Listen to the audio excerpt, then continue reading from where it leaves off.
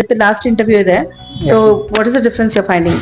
Sir ma'am ನಾನು first interview ಬಂದಾಗ ನನಗೆ ಕಾನ್ಫಿಡೆನ್ಸ್ ಅಷ್ಟೊಂದು ಇರಲಿಲ್ಲ ಮ್ಯಾಮ್. 5 ನಿಮಿಷನೂ ನಾನು ಮಾತಾಡೋಕ್ಕಾಗಲಿಲ್ಲ. ಅದಾದಮೇಲೆ ಫಸ್ಟ್ ಇಂಟರ್ವ್ಯೂ ಶಶಿಧರ್ ಸರ್ ತೊಗೊಂಡ್ರು. ಅವ್ರು ನಾನು ಇಂಟ್ರೊಡಕ್ಷನ್ ಮತ್ತೆ ಎಲ್ಲ ಹೇಳಿದ್ರು ಅವತ್ತು.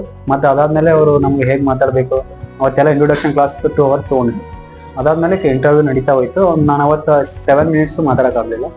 ಅದಾದ ತಕ್ಷಣ ಅವರು ಮರುದಿನಾನು ಅಂದರೆ ನೆಕ್ಸ್ಟ್ ಟೈಮ್ ಹೆಂಗೆ ಪ್ರಿಪೇರ್ ಆಗ್ಬೇಕಂತ ಹೇಳಿದರು. ಅದೇ ಥರ ನಾನು ಪ್ರಿಪೇರ್ ಹಾಕೊಂಡು ಬಂದೆ. ಅದು ನೆಕ್ಸ್ಟ್ ಡೇ ಕಿರಣ್ ಸರ್ ಹತ್ರ ಅವಾಗ ನಾನು ಒಂದು 15 ಮಿನಿಟ್ಸ್ ಮಾತಾಡಿದೆ. ಹಂಗೆ ಮತ್ತೆ ಮರುದಿನ ನಿನ್ನೆನೂ ಚೆನ್ನಾಗಿ ಮಾತಾಡಿದೆ. ಇದು ಸ್ವಲ್ಪ ನನಗೆ ಇಂಟರ್ವ್ಯೂ ಕಾನ್ಫಿಡೆನ್ಸ್ ಬರೋಕ್ಕೆ ಮೇನ್ ರೀಸನ್ ಇದು interview guidance program. So time ಧಾರವಾಡದಿಂದ ಏನು ಇದಾಗಿದೆ ನಿಮಗೆ? ಎಸ್ ಮ್ಯಾಮ್, ನಾನು 2000 ಎಷ್ಟು ಹೆಲ್ಪ್ಫುಲ್ ಆಗಿದೆ? ನಾನು 2026 ಜಾಯ್ನ್ ಆಗಿದೆ ನಿಮ್ಮ ಟೈಮ್ಸ್. ಅವಾಗ ನನಗೆ ಬ್ಯಾಂಕಿಂಗು ಹೇಗೆ ಮಾಡಬೇಕು ಅಂತ ನನಗೆ ಐಡಿಯಾ ಇರಲಿಲ್ಲ.